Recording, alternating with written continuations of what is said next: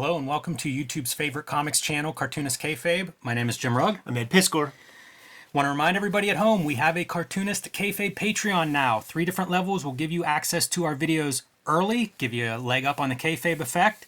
And at the King Kayfaber level, you not only get all of our videos first, you also get to sit in on the recording sessions. So you get to hear all of our behind the scenes preparation for these episodes. Sometimes we talk shop about upcoming guests and just general extra comics conversation with the ultimate King Kayfabers, us.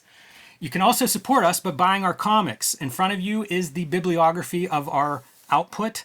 Ed has a couple of big books coming out this year, starting with Hip Hop Family Tree, the Omnibus. This is going to feature all of the Hip Hop Family Tree comics in one handsome, oversized volume, along with 140 extra pages. So pre-order that one today, and there is a discount if you get your orders in early.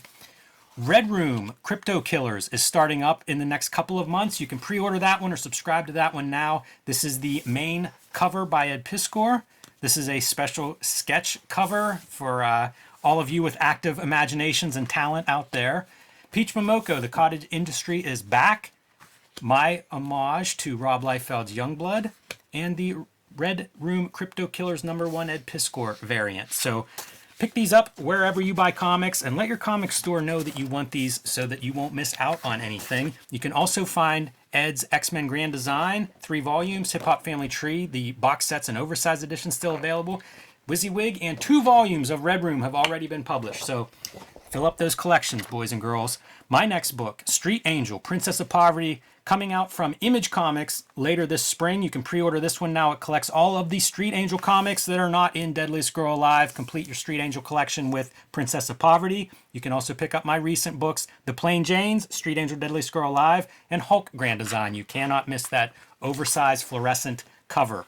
Pick it up while supplies last, though. It took a while to get that one printed, so don't want to wait on a reprint. All right, Ed. We have talked about this book off air a few times.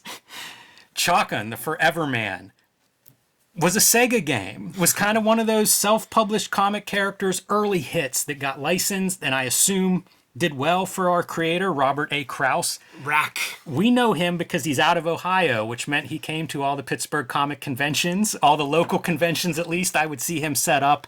And as somebody interested in making comics, when I saw somebody who was self-publishing and doing their own thing with success, I had to check that stuff out. Had a whole bibliography of stuff. Like when you go through the quarter bins, you'll find Thunder Mace and like Dark Lord or something like that. Like all this like Steven Dark Lord, I think. Yeah. all of this like Dungeons and Dragons inspired role-playing game type comics. He is part of a wing of black and white comics where people are basically like visualizing in comics form their like D&D campaigns type shit. They're those people that like the reason why those fucking sword salesmen and shit are at these conventions are because like these type of dudes, that's their kind of stuff.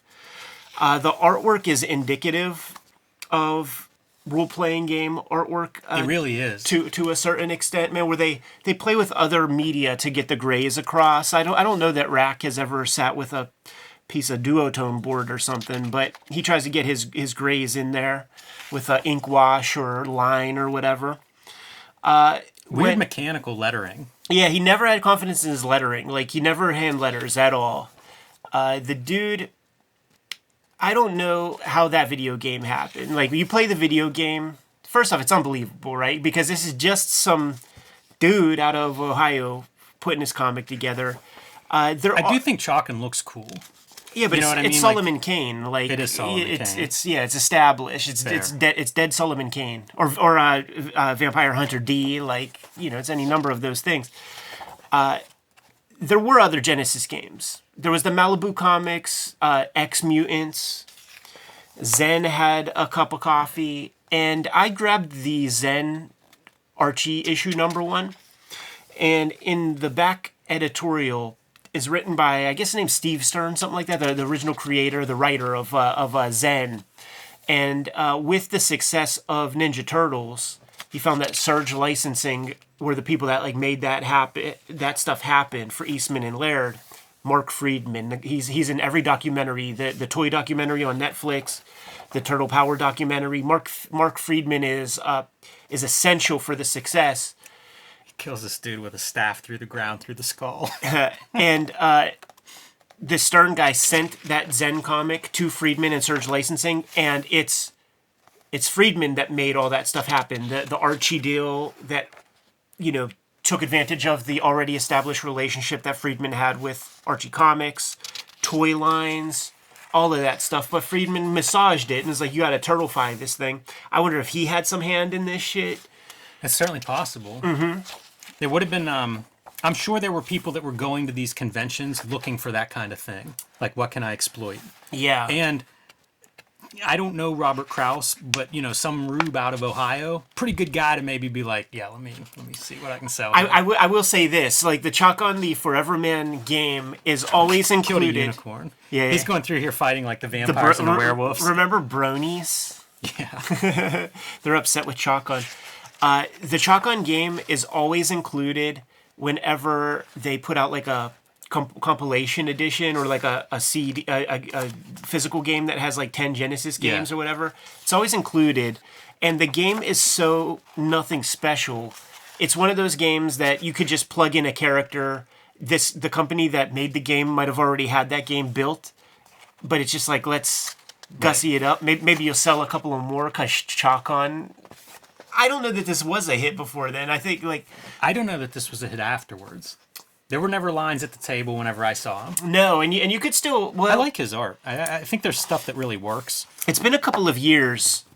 This is a collection of like his first stuff going back to '85. Yeah. For people keeping, because I'm gonna keep flipping. You keep talking. I'll keep flipping. This is 1990. This is in the middle here. When you and I have been doing conventions together and stuff, Rack is there. He's got his little bibliography of whatever he has. He has current Chalk on comics. He's definitely celebrating that Chalk on was a Sega game.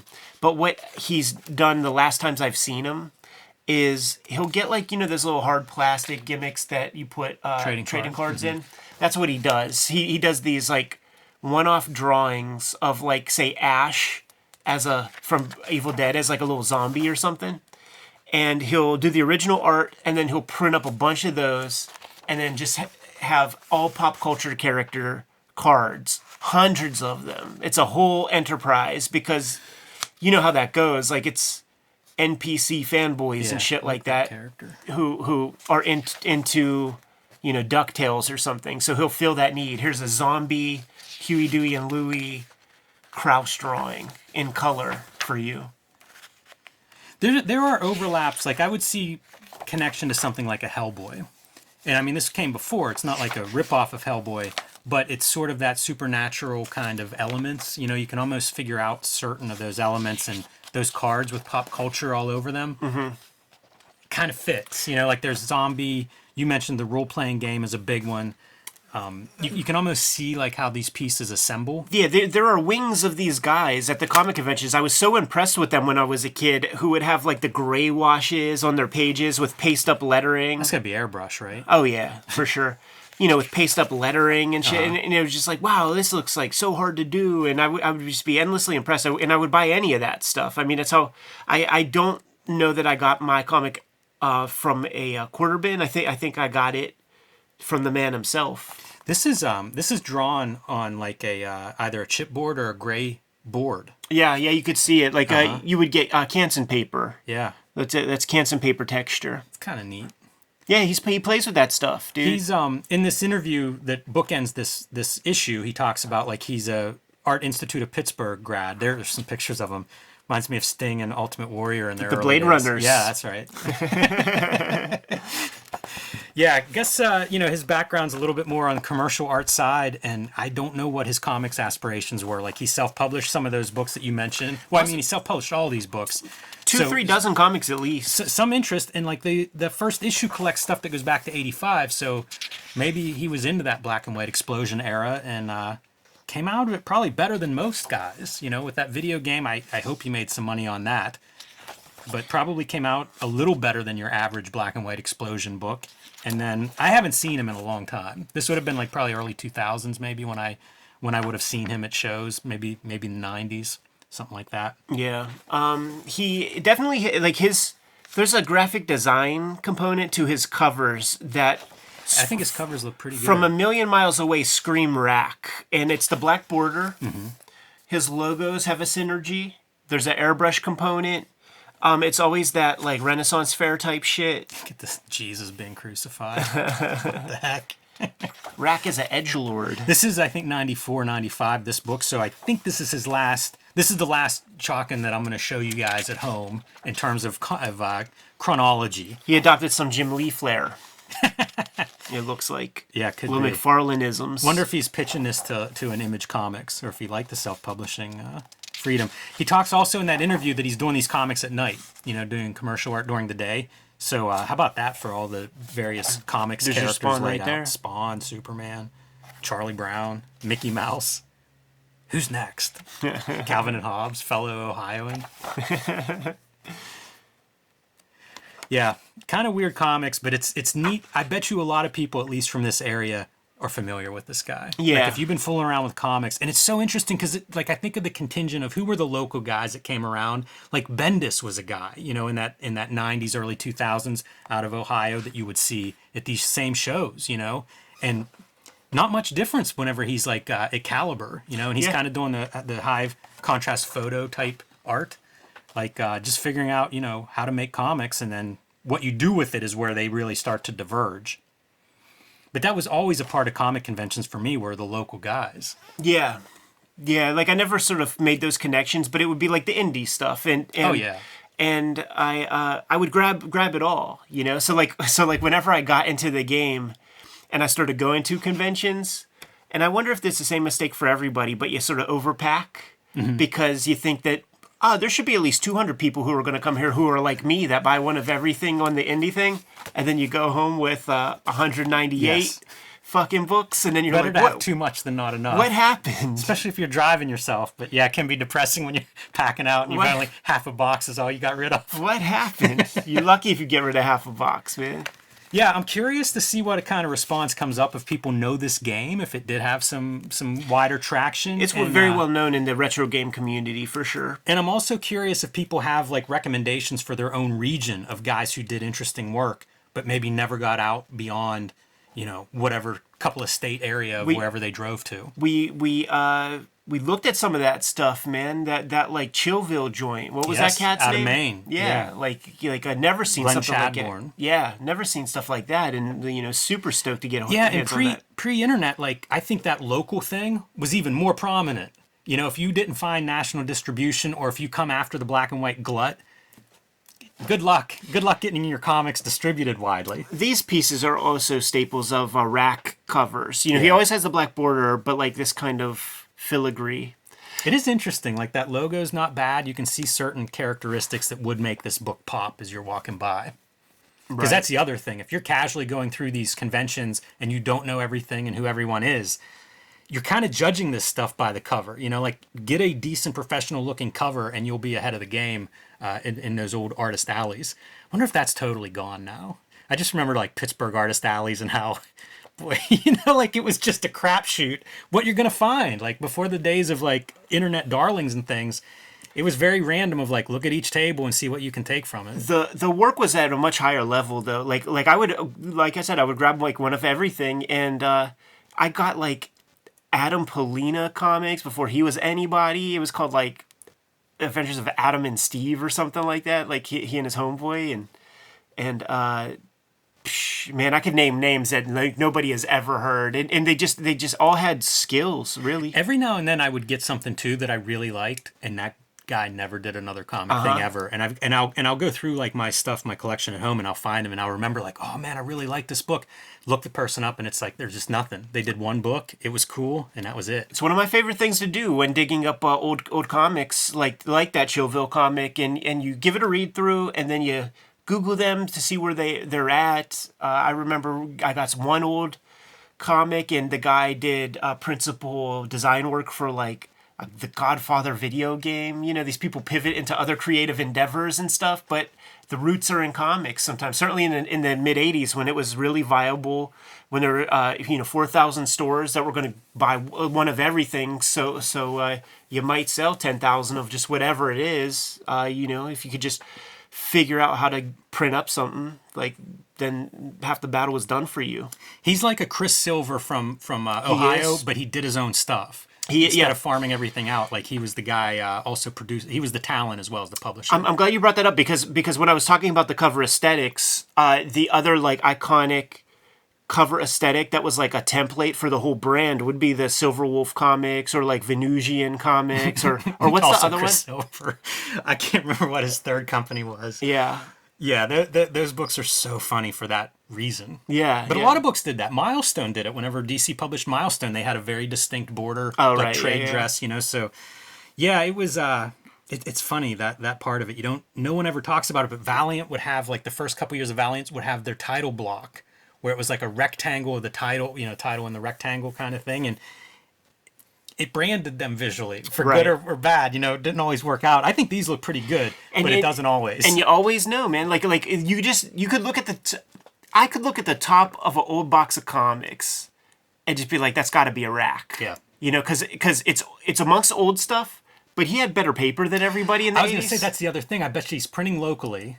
Connected to something, because you look at these and it's like, this is an era where it could have been newsprint. This is a Caliber era comic, but you see that it's like on white, crisp paper. It's heavier than regular comic books of that time. Yeah. We could talk all day, every day, man, about black and white comics and Chalk on the Forever, man. Rack, are you out there? Rack, are you out there, man? Much respect. You good to go? I am. Kayfabers, like, follow, subscribe to the YouTube channel, hit the bell. We'll notify you when new vids are available, and we do have a Patreon for Cartoonist Kayfabe. Support the channel, become a King Kayfaber. You get all the videos before anybody else, and if you're a King Kayfaber, you're hanging out with us right now in the chat room, watching us record these videos live, but the vids are brought to you by the books that we make. Jimmy, tell the people what you got. Street Angel, Princess of Poverty. This is my next book coming out later this spring. You can pre-order this now wherever you buy comics or books. Collects all of the Street Angel comics that are not in Deadliest Girl Alive, so it's the perfect companion to Deadliest Girl Alive. Plain Janes and Hulk Grand Design are my other recent books. Pick those up, add those to your collection, and join me on patreon.com/JimRugg, where I am serializing my latest comics. Just started this week, so check those out. Red Room Crypto Killers 1, going to be coming out in May. Murder on the Dark Web for Fun and Profit is the name of the game in Red Room Comics. It will be monthly. There's a bunch of covers to go along with each issue. For issue 1, there's a sketchbook, the sketch cover, Peach Momoko variant. Jimmy did a variant by way of Rob Liefeld, Youngblood 1, and there's the Eddie P variant cover for that. 2 trade paperbacks of Red Room are out there in the wild. Support the book. This Crypto Killers will be the last Red Room miniseries for a while, at the very least. But big year 2023 for us, and the Hip Hop Family Tree Omnibus is coming out for the holidays. But put in your pre-orders right now. Let your shop know to order heavy on this thing. 504 pages collecting all of the 4 volumes of Hip Hop Family Tree that are out there. It's going to have 140 pages of additional content that was not in those first 4 volumes. There are 3 volumes, X-Men Grand Design and WYSIWYG, out there in hardcover. Support our books. Keep these videos coming to you on a regular basis. But Jimmy, what else do we got? Subscribe to the Cartoonist Kayfabe e-newsletter at the links below this video. You can also find Cartoonist Kayfabe t-shirts, merchandise, hats, sweatshirts, mugs, stickers, and lots more at our spread shop. That link is under this video too. Great ways to support the Cartoonist Kayfabe channel. Give them those marching orders and we'll be on our way. Make more comics.